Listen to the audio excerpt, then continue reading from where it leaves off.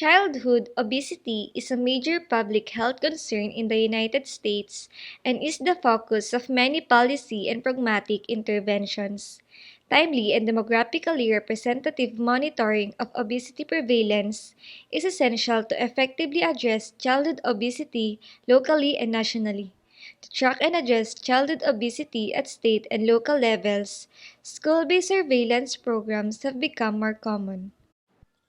Although recent studies indicate that rates of childhood obesity and severe obesity may be declining, few studies have reported prevalent trends in early childhood or differences in trends across socio-demographic groups. Emerging evidence indicates that children with some disabilities are also increased risk of obesity. The primary aim of this study was to report trends in prevalence of childhood obesity and severe obesity from 2007 to 2014 from an ethnically diverse metropolitan school district in the southwestern United States. The secondary aim was to determine whether these trends vary by race or ethnicity, social economic status, and disability status. In the methodology, the researchers gathered the information they needed through the secondary data collected from more than 90,000 identified students from 2007 to 2014. The data includes the heights, which were recorded through the wall-mounted stadiometers, and weights from beam balance scales. The two factors mentioned serve as a parameter to identify the number of students that were obese in the district.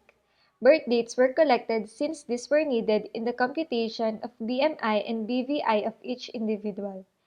Thus, ethnicity was the variable used by the researchers to identify which group has the most prevalent trend in obesity.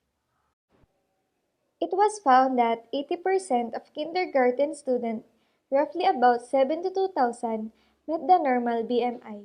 Sure that the prevalence calculated for obesity was only 12.1%.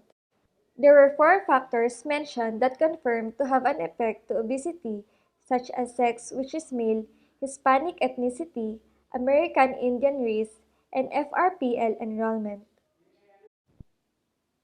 This means that non-Hispanic white students has the lowest odds of being obese compared to students belonging to the American Indian race. Being male contributed to one having an obesity, but this is not significant when it comes to severe obesity. Season also mentioned that through peak seasons such as November and December, odds of being obese increases unlike to those students mentioned in January and February. Prevalence of obesity and severe obesity were compared starting from 2007 to 2008 with 13.1% until 2013 to 2014 with 12% for obesity, while 2.4% in 2007 to 2008 to 1.2% in 2013 to 2014 in severe obesity.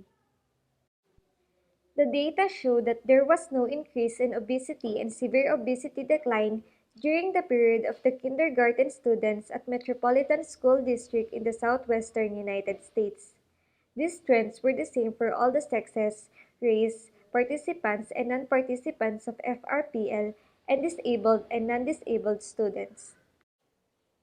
Still, the American Indian and Hispanic students had higher prevalence of obesity compared to those non-Hispanic.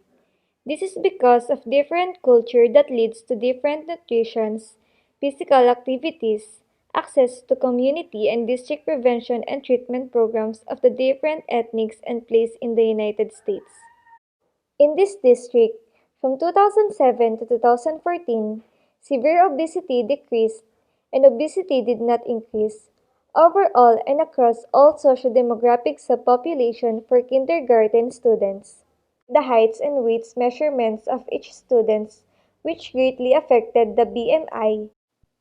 Nevertheless, the prevalence of obesity in this age group, kindergarten, 4 to 6 years old, were not increasing, and it was supported by the regional and national studies.